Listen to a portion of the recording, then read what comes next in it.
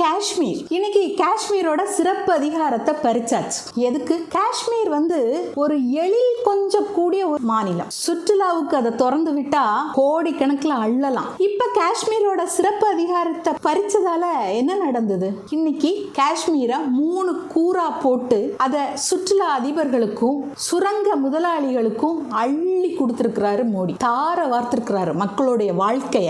மணிப்பூர் மாதிரியான வடகிழக்கு மாகாணங்கள்ல, அதாவது பழங்குடியினர் வாழக்கூடிய பகுதி, அந்த பகுதியில வெறும் மரம் செடி கொடிகள் மட்டுமே இருக்காது. ஏகப்பட்ட கனிம வளங்கள் இருக்கும். பிளாட்டினம் வரையிலான கனிம வளங்கள் நிறைந்த மலைப்பகுதி அப்படின்னு சொல்றாங்க. இந்த காடுகளை சூறையாடுறதுக்காக இந்த இடங்கள்ல எல்லாம் கலவரத்தை தூண்டி விட்டு மக்கள் எல்லாம் செய்யறதுக்கு அறியாம இருக்கக்கூடிய அந்த சூழலை பயன்படுத்தி அங்க உள்ள இயற்கை வளங்களை ஏலம் போட்டுக்கிட்டு இருக்கிறாரு மோடி. இதுவரைக்கும் அங்க 1275 கோடிகளுக்கு மேல ஒப்பந்தங்களை போட்டிருக்கிறாரு.